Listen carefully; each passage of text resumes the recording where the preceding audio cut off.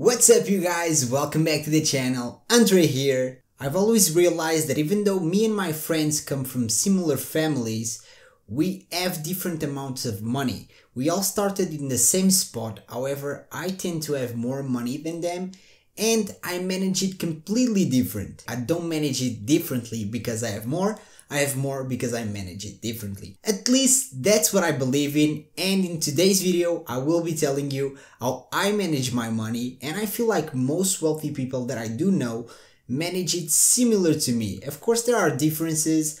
I'm extremely frugal guys, like super. You don't have to be as frugal as I am, you don't have to be as extreme as I am. However, the more you are, the more you will have. Now to make it easier, I will break these into like 5 or 6 different points. And before we start guys, make sure you drop that thumbs up to help the YouTube algorithm, and let's go. So the number one thing that I've always noticed is that my friends don't know where their money goes. I'm not saying that they lose the money, I'm saying that at the end of the month, they have no idea where they spent it. And if you don't know where your money is going, well, that's the first step to overspend and spend more than what you can. All of us have different necessities, all of us have different possibilities, and if you want to get wealthy, you have to live above your needs but below your means. I always track all of my expenses. Every time I go to a coffee shop and I spend, money on a coffee, I will go into my app. I use a random app on my phone. I don't even know the name, but every time I spend something, I will add it to the app. And the reason why I use an app is because when you write it down, you will never forget it. Unless you're high on NZT, there's no way that you're going to recall every single thing, especially at the end of the month. Like, there's no way that you're going to remember that you took 3 coffees during that month. So the only way that you can do that, the only way that you can recall those numbers is by tracking it, because computers have this amazing thing called hard drives where they actually store information and they don't lose it. Like, they're very good at not losing information, unlike us. So give that job to them. It's your first employee, it's your computer, your phone, whatever it is. He will be in charge of tracking every single thing that you spend, and I guarantee that like after 2 months of doing this, you will be able to save a lot of money because you will know where money is going and you will realize if you're overspending on stuff that you don't actually need. Now, I'm not really an example because again, I'm extremely frugal, but I know friends that overspend on coffee. Like, they will go to Starbucks, every week. They don't make enough money to go to Starbucks every week. They shouldn't be going there if they want to get wealthy. There's no way, okay? They can't afford it. So if you actually track it, you will be able to see your financial statement. Money is coming here, money is going out here, and you will be able to create a plan to save more money in the future. Now, the second thing that I believe that everyone should have is a safety net. A safety net is just an account, a high savings account, where you put enough money to live off of if something were to happen, okay? This is something that, it's an emergency fund. At least, guys, at least 3 months worth of your essential expenses. Like, that's the bare minimum that I always recommend. Everyone should have it. I don't care how rich you are. Everyone should have these in case everything else fails. Now, of course, if you are wealthy, you probably have multiple streams of income, so you're pretty much safe. But even then, it's so easy for everything to go wrong. If you're on stocks and real estate and both those market crashes at the same time, you can be in a very bad spot. So always have enough money to just live off of if something were to happen. I usually recommend 3 months, but then again, that depends on how employable you are. If you are an employee, for example, if you're a computer scientist, you can get a job in 3 months, right? So having 3 months worth of expenses, it's more than enough. But if you are in a position where your job doesn't really come around that much, maybe you have to wait like 6 months, 12 months to actually get a job. For example, with Corona, I know a lot of people of my age that are stuck, okay? They have been stuck for a year. They can't find a job because there's no positions on their field. Those people didn't have safety nets, so they're living with their parents, okay? There's no other way to go around it. Imagine that they didn't have their parents to actually take care of them. Where would they be right now? So there's a lot of people in this situation, and I do believe that everyone should have this, especially if you don't have multiple streams of income. Even if you do have, okay, there's nothing wrong with having a safety net. This is the step 2. After you start tracking, you'll be able to save more, and you have to keep pushing money into this account until you have enough in that account, and then move to the 3rd step. Which brings me to paying off debt. I've talked about this multiple times in the channel, and there's a reason, okay guys? Bad debt is the worst thing that you can have. Not talking about good debt. If you have a mortgage on, a house that you bought, a property that you bought, a rental unit, there's no reason to pay off that debt. I have multiple different debts when it comes to real estate. Like I have multiple units, each one of those units has debt on it. And I don't intend to pay that off early because the interests are very, very low. I make more money with the money that I owe than I have to pay for the money that I owe. Okay, so that's good debt. If you, however, have credit card debt that is like 12, 10%, you have to pay that ASAP. Okay, like that's probably the #1 financial freedom killer. Okay, it's debt. It's bad debt. There are multiple ways that you can go about it. However, there are 2 main ways that everyone talks about. The first one is called the avalanche method, and it basically works by paying off the highest interest first. Okay, that's the best strategy when it comes to your own return, because you will be paying the highest interest debt first. It will save you a lot of money. Again, guys, we're talking about 10% debt. Like, you can get those returns on the stock market on passive investment. You can, but like the average of the market is like 7%. If you're paying off 10% interest debt, you're making more than the market, than the average market. You're making a lot of money. So start with the highest first. That's the one that I recommend. It's the one that will bring you the best return. However, I do know that some people like to be striking names off the list. And the best way to do that is with the snowball method. Not the avalanche, the snowball. This method, instead of paying the highest debt first, you pay the smallest debt first. Now, this won't bring you the best returns. It will still bring you amazing returns because all of this debt is bad. Okay, paying it off is good. But if you start with the high interest, like I recommend, it will bring you the best returns for your money. Now, the step #4 is stop the cluttering. I'm a very minimalist person. I don't own a lot of stuff. I own more real estate than stuff. Look around you right now in the room that you are, and look at the shelves, look at the wardrobe, whatever it is. See if you actually use or take pleasure from everything that you have in that specific place. Okay, for example, I have a couple of plants there. People seem to think that minimalism is about not owning stuff. Not really, okay? It's about owning stuff that you don't take any joy from or that you don't use. I don't use those plants, but they give me joy, okay? I like to have nature around me, so that's why I have them. For example, clothes. I have a very minimalist wardrobe. This is actually my wardrobe. It's very big. It's like 3 doors of these and it's completely empty. Like, I don't have enough clothes to actually fill this up. And the best way to do this is to think if you actually need something. For example, this camera. It took me it took me like 3 weeks to actually buy this camera. This camera is very expensive. It's $1,000. I had the webcam that I usually record with, and I was like, do I really need this camera? So I could have bought it, right away. I have more than enough money to buy multiple of these cameras. But I was like, do I need it? And I sat on it. I sat on it for like 2-3 weeks. And then I realized I want it. I still want it. After 3 weeks, I still want it. I do feel that it's going to improve the channel quality, but also I use it in my personal life. Okay, I take photos for Instagram with it.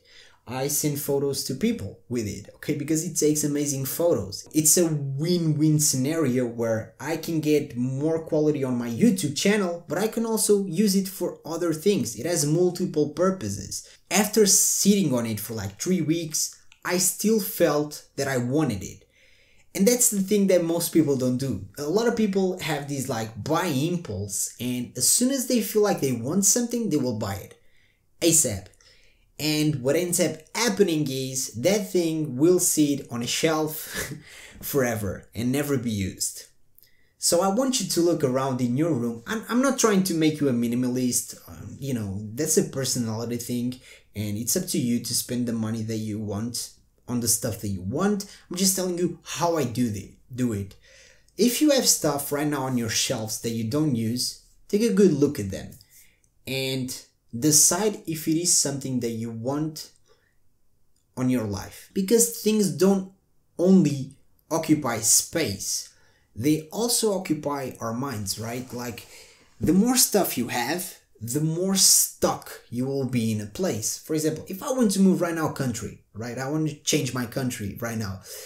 The only thing that is really setting me from going there is my computer, because it's very big. I'm a gamer and I have 3 screens over there. I have my computer, which is like a massive tower. It was super expensive. That computer costed like $4,000. That's a lot. 4,000 euros, which is like $1 million. That's a lot of money, right, to spend on a computer. But I didn't buy as soon as I felt like buying. I actually sat on it for a couple of weeks and I was like, okay, I really, really want it. So I bought it. Besides that, if I want to move right now, I can grab this camera, the tripod, and I can move. Okay, that's it. I don't have anything else. I have a couple of clothes that fit in a normal suitcase, so I can move, like I'm free. That's what I like about minimalism, is that I'm free. I know that a lot of people don't feel this way. That's completely okay, but like, the more stuff you have, the more difficult it will be for you to move if you want to. Not everyone wants to move country, right? But having that feeling that you can go anywhere, to me, is honestly amazing. Like, it's one of the things that I'm very grateful for, because I have this life where I can move around. I have nothing like stucking me into one place, and I have enough cash flow coming in that can actually support my life anywhere else in the world if I want to. That step was a little bit more deep, but again, it's something that I really like. It's my favorite step of all of these, so I decided to let myself speak about it because that's how I feel. Now, the step 5 of managing your money is to invest in your retirement, okay? Have a retirement plan. Now, this is actually something super simple that most people don't do, and they should. If you're trusting the government to give you a retirement that you can live off of, that's not the smartest idea in my opinion. I see people all around me that their retirement can't even buy them meds. Like, they need the meds to live and they can't buy them with their retirement because they make like $100 in retirement. That's insane. Having a retirement fund is something that I believe that everyone should have. I have one. Everyone that I know that is actually a little bit more on the wealthier side has one, and it's honestly super simple to build one. The way that I do it is by indexing my money onto the US market. So I chose the S&P 500 index. Now let's say that you're 55 and you don't want to index your money to the S&P 500 because, if you're going to index for 2 years, 3 years, it can be a risk, or even 10 years can be a risk. So do something safer. Do a world ETF or do a bonds ETF. It's up to you to pick the one that you like. I like America. I like to bet on America. That's why I chose the S&P 500. Again, it has a little bit more risk, but more volatility also creates more wealth. It makes around 7% a year. Now, if you want a little bit more risk, you can also go, for example, with a tech ETF like ARK. That thing is up, I don't even know, like 1,000,000% this year, something like that. But at the end of the day, again, it's up to you to choose the ETF that you want. It doesn't have to be an ETF. ETFs are just something that I like because they're super passive. You don't have to do anything, and it's super easy, honestly. And it comes with a great amount of safety because you're using time, okay? Time is your edge against this market. If the ETF were to drop 30% like it did in the Corona, 2 years later, it's trading above it. For example, in the Corona, it took a couple of months to actually be above the old price. So these ETFs are on the safe side and they're super easy, okay? Everyone should invest in an ETF for their retirement. Unless you're doing real estate. Real estate is an amazing thing, but it's not passive. Okay, so that's why I also have ETFs on top of the real estate, because ETFs are completely passive, and if real estate were to explode for some reason, I would still have that ETF to be safe. And here's a cool thing. If you invest like $300 a month onto your ETF, your retirement plan, you will be a millionaire, okay? And I'm not making this statement like out of the blue. I'm telling you, like, if you start at 20 and you take your money at 65 and you invest $300 a month at a 7% rate, do the math. You will be a millionaire. Like, even if everything else fails, you will be a millionaire. How crazy is that? Every month, add $300 to it, buy more shares, buy more shares. If you're getting dividends, reuse the dividends to buy more shares. You will be a millionaire by the time that you retire at 65. Now the step 6 is probably like the most important, and it's the one that will actually differentiate yourself from being, normal to having a whole new level, okay? And it's investing. Investing, a lot of people say it's risky. The risk is not to invest. If you want to have a good life, then don't invest. If you want to have a great life, invest your money. I'm in stocks, I'm in real estate. I really like real estate. Your account will change so much when you start investing. If you try to pick like an understock and it's a stock that can underperform, of course, you can lose money. But if you're buying like those top stocks, every month you're buying more and more and more, like you'll be rich. Your account manager, like the bank manager, will start looking at you like differently. Like, trust me, they will look at you like you're special. Like, it might be, a lot of people in the bank, you walk in and they will make room to take care of you because your account keeps growing. Now, I know that this is a little bit weird to say, but like, guys, like the bank manager, when she sees me, she's like, this guy is special, okay? Let me take care of him first. I'm not telling you this to brag. I'm not telling you that you should do this to get that status. What I'm telling you is, it feels good to be able to do whatever you want, right? Like, I don't need a job, guys. I'm 25. I retired at 24. How many people can actually say that? Not a lot, okay? None of my friends can say that. Maybe one of them can, but he's working, he's a doctor. But yeah, not a lot of people can say that, and it feels good not to say it, but to feel it. If I want to get a job, I can get a job, right? It's not that hard to get a job. But I can also not to. So yeah, guys, those are the biggest points that I feel like that you should take into account when you're managing your money, like the wealthy, so to speak. Don't try and compare yourself to others. Like, for example, if you're older than me and you're looking at me and you're like, man, I'm so far behind. Don't fall into that feeling because it doesn't matter. This is not a competition, guys. Each single one of us has their own journey, right? So we can't be comparing ourselves. That makes us miserable. Like, when we start comparing ourselves to others, that's when we fail. Because I know people my age who have like 1 trillion times the money that I have. Not trillions, but you get the idea. They have way more. They have more real estate. They have more stocks. But I can't compare myself to others because we all start at different points. Like, I started in a socialist country, for example.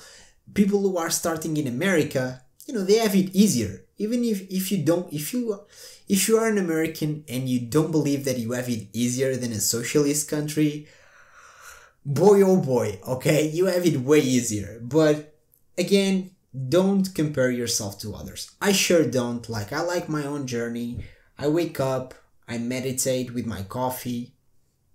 I try to look, I have sun coming in. I really like this room because it has like windows that way, windows this way. It has a bunch of windows, so I let the sun come in when I'm meditating in the morning with my coffee and after my coffee.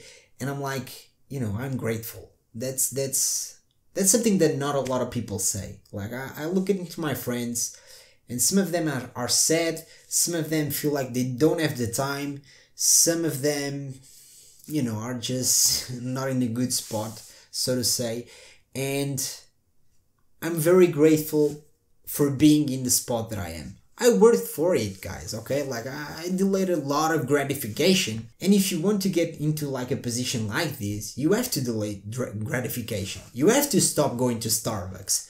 You have to start taking your money and investing it. And the more you save, the more you'll be able to invest, right? The more you delay, the more you'll be able to invest. So yeah, guys, don't compare yourself to others. We're all different. We all have different personalities. I'm a minimalist, you might be an overspender, right? You might need more money to retire than I need. I don't need a lot of money. I spend like 300 bucks a month after rent and utilities. So yeah, I don't spend a lot of money, so I don't need a lot of money to retire on. I make way more money than what I spend.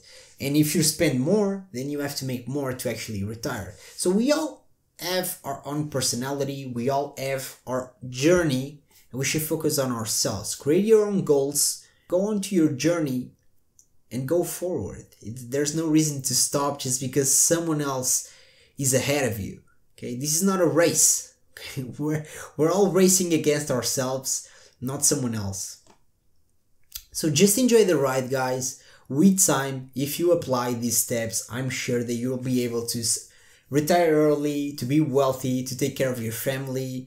So yeah, guys, with that being said, if you enjoyed the video, make sure you drop that thumbs up. It really helps the channel. Like, I've seen that when people like the videos, I get more views. I feel that YouTube shares more of the video. So do press that like button. You know, it's just a click. It doesn't really take you money or time. So it's just a click. And if you want to, the notification bell is also an important button. I will see you guys in the next one. Take it easy. Peace.